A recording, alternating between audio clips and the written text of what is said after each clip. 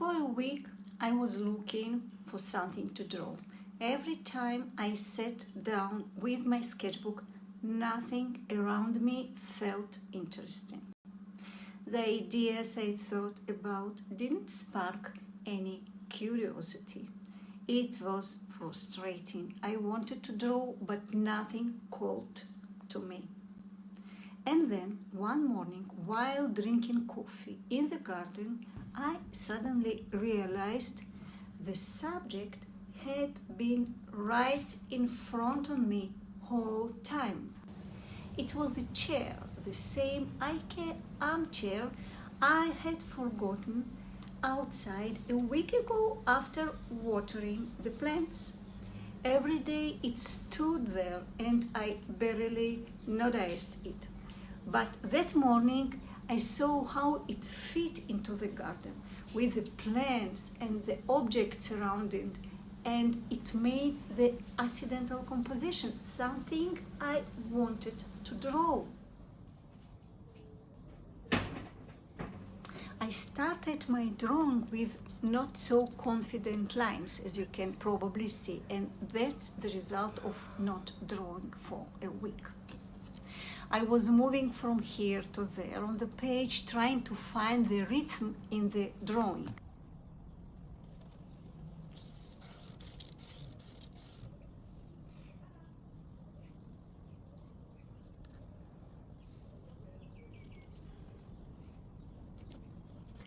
Then I began to draw the shadows first under the chair, just to understand where I wanted to place it in the space.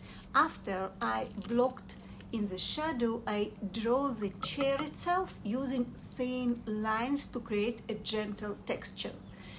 That way, the chair felt lighter and softer, in contrast to the bold lines I used for the furniture outlines and the heavy shadow underneath it.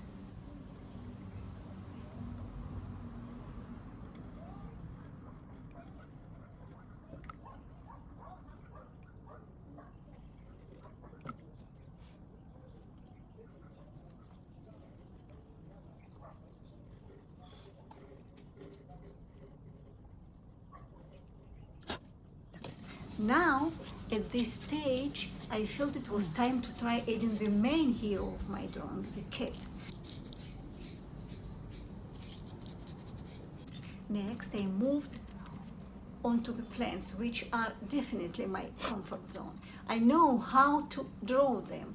I've done it many times. But as I worked, I started to feel it was becoming a little boring.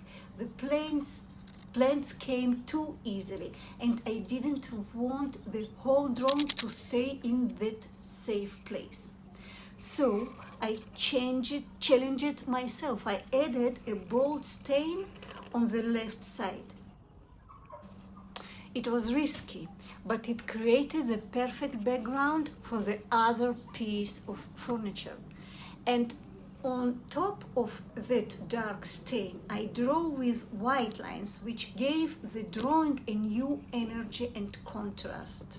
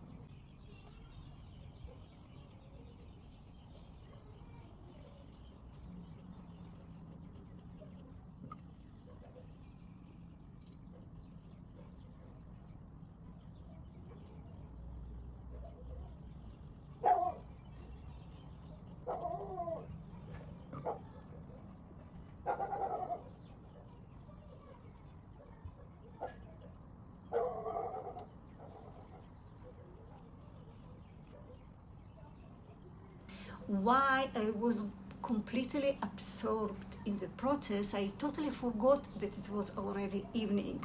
You can see the video becoming darker and darker. Eventually, it got too dark to film the final part of the drawing.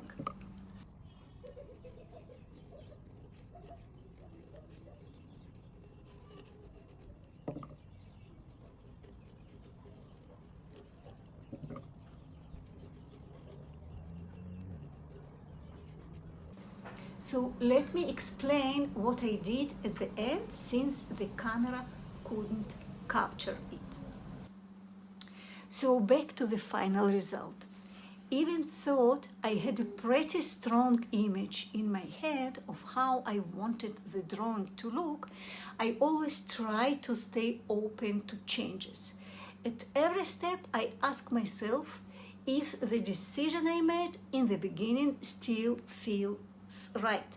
And sometimes I completely change direction. But here I felt clear about one thing. I wanted the background, the chair and the plants together to become one big part, almost like a single block of texture and shapes. That way it would stand in contrast to the cat in the front. To make that happen, I filled the gaps between the plants and the chair with extra details, small leaves, small grass, so the whole background became connected.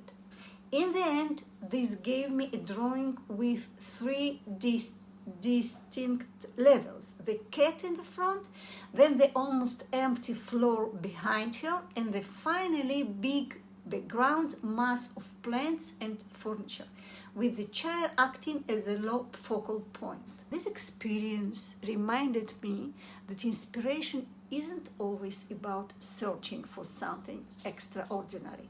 Sometimes it's about noticing the ordinary things in front of us and seeing them differently. So if you ever feel stuck, maybe take a step back, look around and notice what's already there.